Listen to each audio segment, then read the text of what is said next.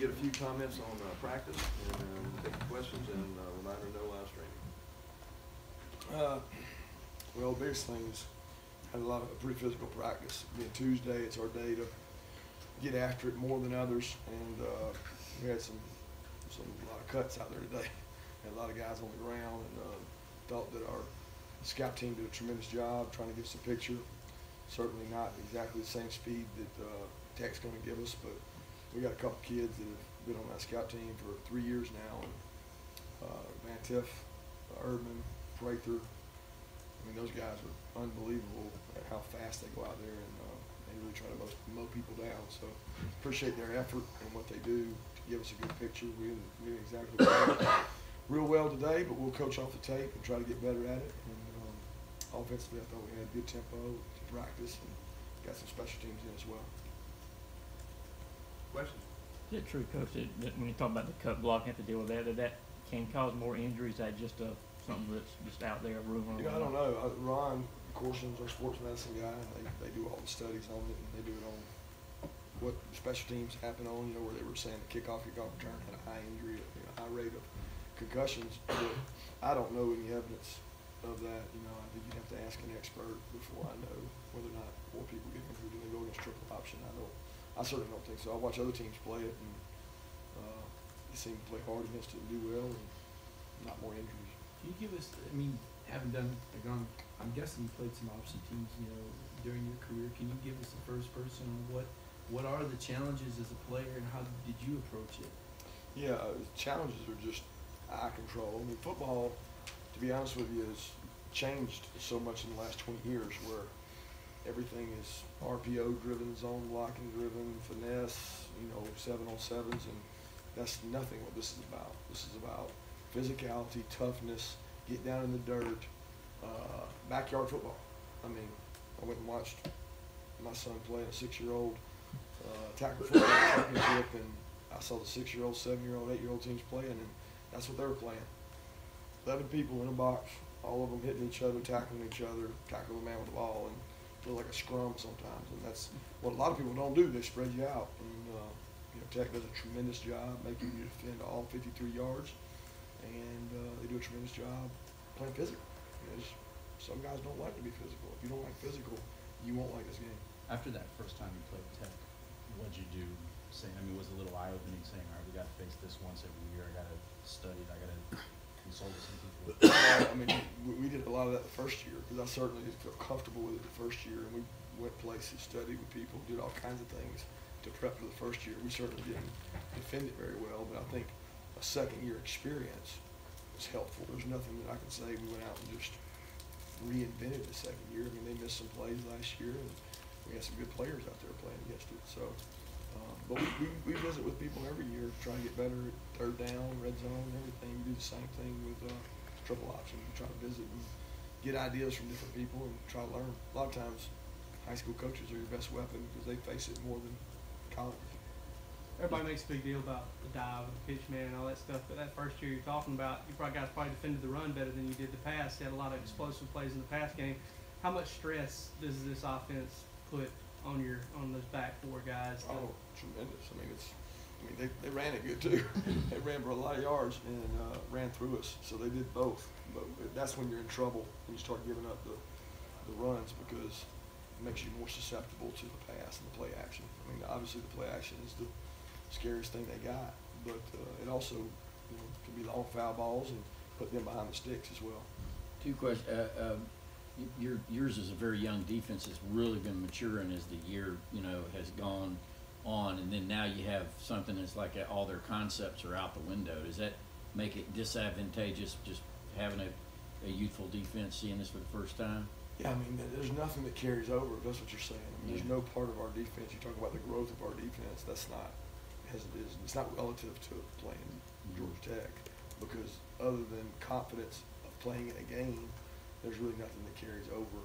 We got a good group of kids. A lot of our kids that are repping were 2s or 1s last year, but a lot of our 2s were not even here.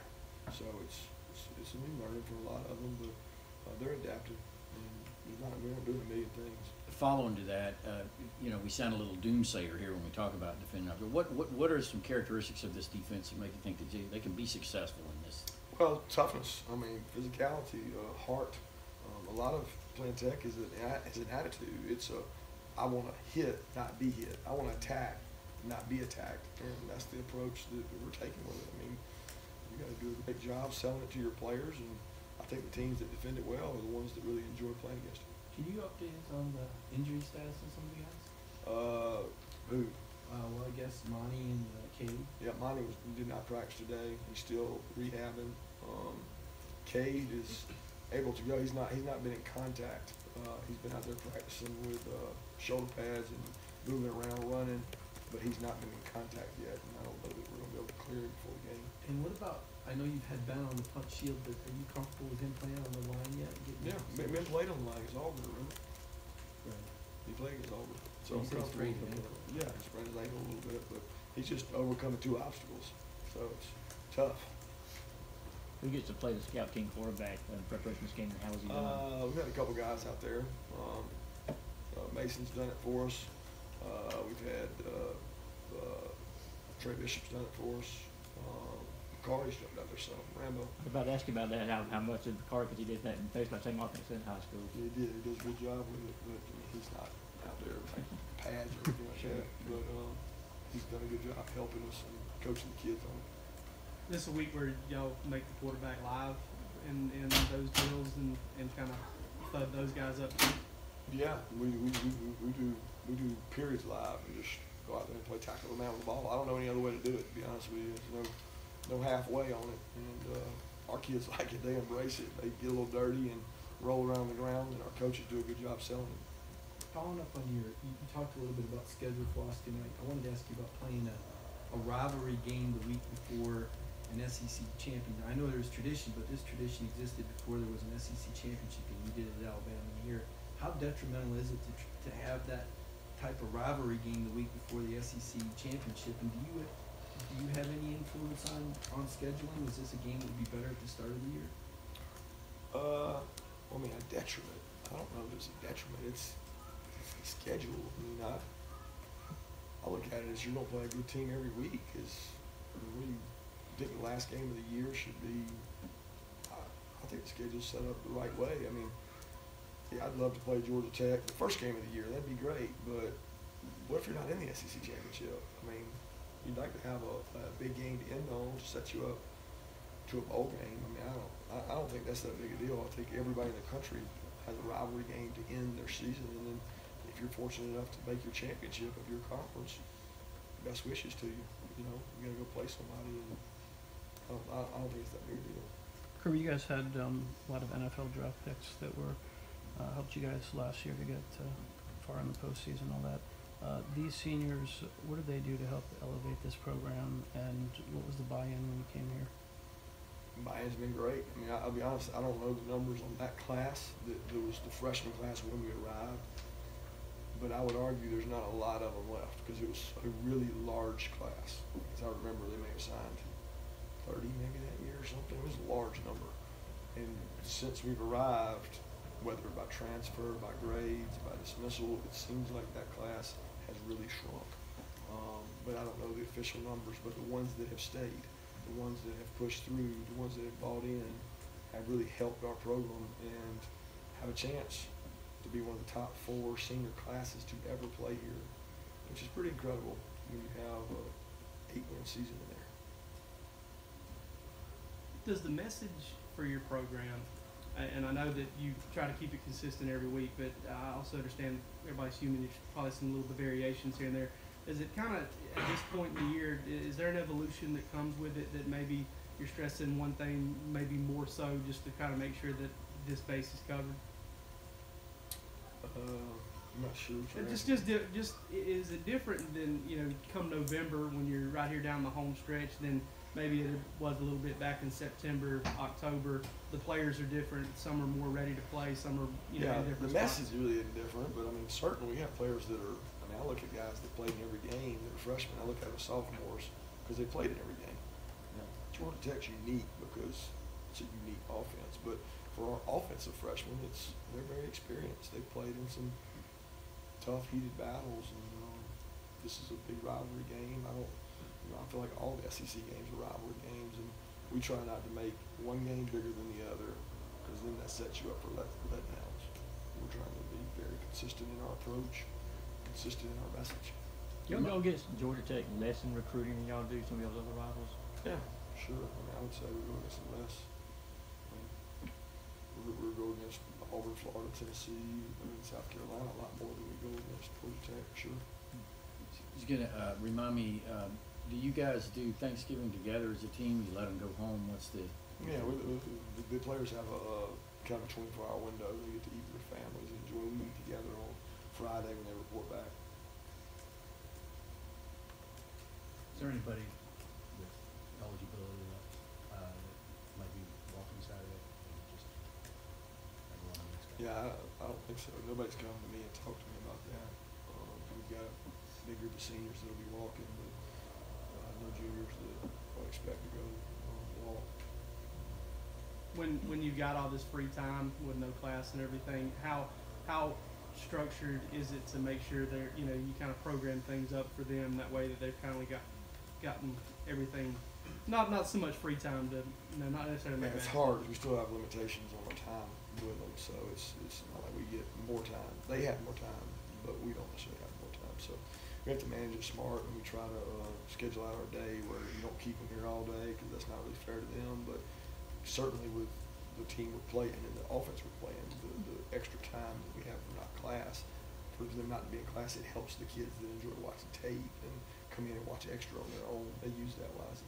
Do you get a chance whenever they're in class on a normal week to max out the 20-hour rule, or do you, is there ever any time left over from that, and do you get a chance to fill it this week, maybe? Oh no, you don't get carry hours over. Oh, no, I mean, I'm talking about like maybe whereas you get 18, you may be only able to fill 18 hours in the regular season. Are you able to get to the complete 20? Yeah, you get 20 like each week, and we'll get 20 this week, but not over that. We just can't. You talked about the buy-in. You mentioned it a couple times now. When you're talking buy-in, are we talking about guys accepting or identifying roles? Because I know how competitive it is. On the one hand, at some point, some of these players probably have to realize they may not have the role they want, and they have to accept what they get. When does that happen? Was there a corner that you turned, and how big has that been for this team? I think it's an individual basis. I mean, certainly you can go through every senior, and there's a guy that had to accept his role for that year, but that doesn't mean his role is going to be that the next year. And I mean, Keon's a great example. He's helped our team. He's played on some third downs and dime, but I mean, he would tell you he wants to play more, but he's really been a good special teams player. He started on punt, starts on kickoff coverage, starts on punt return, and that's become his role. And he buys into that, and he gives us great effort. He was our special teams player of the week last week. So there's a great guy with a great example. Then there's Led, who early on he didn't have as big a role when the other players were. He played, but he didn't have as big a role as he has now. And now he's one of our better leaders. I mean, everybody's J.R. Reed was a scout team player for a year because he couldn't play. And now he's a veteran leader that's a redshirt junior that's doing a good job. So this senior class that sits across the front row, each one has their own individual story, and each one of them has bought into the program and given blood, sweat, and tears for whatever that role is. 2 more questions? Alabama Auburn should be being conducted when you get done with your game. Will you sit down and watch that game and relax and just watch it as a fan or whatever? Or do you sit there with a clipboard, or what have you, and be breaking it down, or you avoid looking at it whatsoever? I mean, if it's on TV, I'll watch it. We'll be recruiting. I mean, we'll have prospects here. Certainly while they're on campus, that's the number one most important thing. It's the only time you got them there. It's all recruiting. But if it's on while I'm sitting with a recruit, we'll watch it. But I'm going to have plenty of time to watch it on film Saturday night, Sunday night, as soon as we get the tape. So I get plenty of chances to watch it. Our focus has to be with Tech, and then after Tech, focus on recruiting. You speak about recruiting. If I'm not mistaken, you guys can start doing in-home visits next week. Is that right? But is that completely out the window with having to prepare for the SEC championship? I wouldn't say completely out the window, but it's not something that I've believed in my past to play in that game. I think it's much more important to have organization on the recruiting front. You explain to prospects that, hey, we won't be able to go out because we're focused on the game that we've played ourselves into, and we'll see you in a couple of weeks, but we won't be, it's hard to do, not to say we won't drive to Atlanta or do something, but that's not on the schedule right now. The schedule right now is to prepare and get ready for that game, just like we're doing for Tech now.